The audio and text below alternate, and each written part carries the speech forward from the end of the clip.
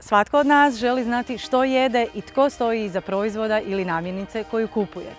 A da se domaćem proizvodu i domaćoj proizvodnji vjeruje, uvjerili smo se ovdje u Međimurju, gdje se već više od 30 godina proizvodi jedna od najkvalitetnijih hrvatskih tjestenina. Prije 31 godine krenuli smo na put od rodnog sela do Koma, do Italije. Tamo smo kupili stroj, puni nade da ćemo nešto dobro napraviti, stavili ga u haubu, doveli ga doma, istovarili, krenuli proizvoditi.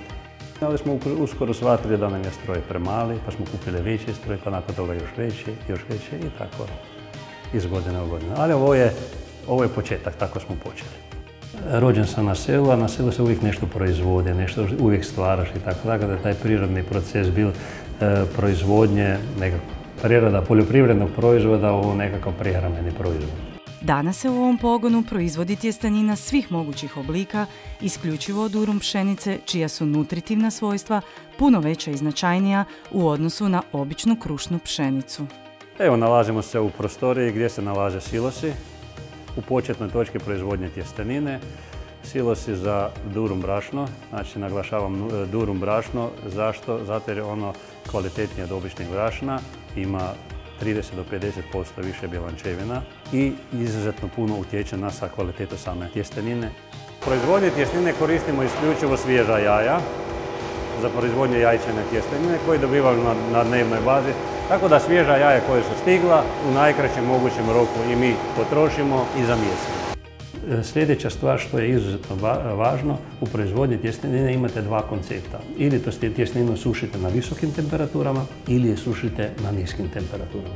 Mi smo odabrali ovaj drugi smjer, znači polagano sušenje tjestenine na niskim temperaturama, gdje se tjestina suši od 10 sati pa čak do 24 sata, na temperaturama od 40-45 pa do maksimum 55 stupnjeva Celzija.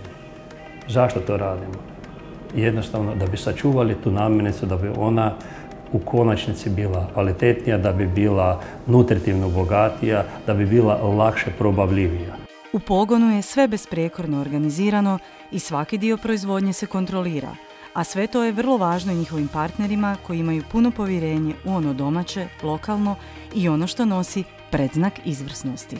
Metro kao partner profesionalnih kupaca posluje po vrlo visokim standardima kvalitete i održivosti. Stoga posebnu pozornost posvećujemo upravo lokalnim proizvodima po domaćoj recepturi. Upravo suradnja sa lokalnim dobavljačima poput Marodija je ključan faktor održivosti, ali i strateški važan segment našeg poslovanja. Upravo nam je zato iznimno zadovoljstvo i jako smo ponosni što je naša vlastita robna marka i tjestenina pod našom vlastitom robnom markom Metro Chef nastala u ekskluzivnoj suradnji sa Marodi tjesteninama. Mislim da zajednički dijelimo viziju Marodi i Metro Hrvatska, jednu zajedničku viziju po pitanju porijekla proizvoda, po pitanju kvalitete proizvoda, održivosti, a onda na kraju krajeva i po pitanju zadovoljstva naših krajnjih kupaca i konzumenata koje je najbitnije.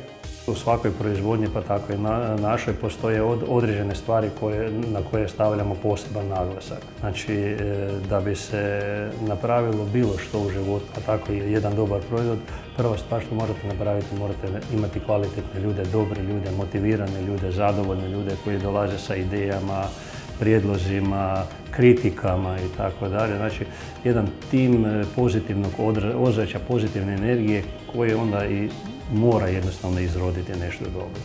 To je osnova prva. Druga osnova je sama sirovina koju stavljamo u finalni proizvod.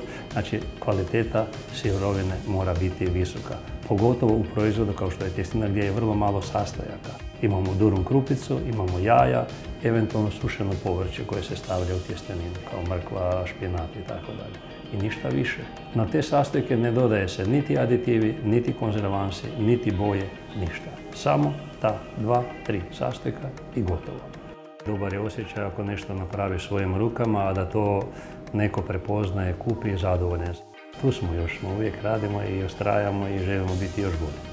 Ovakav odnos prema poslu pokazuje da se s dobrom vizijom, dobrim timom, ustrajnošću i održanjem konstante u kvaliteti može uspjeti i napraviti nešto zaista hvale vrijedno.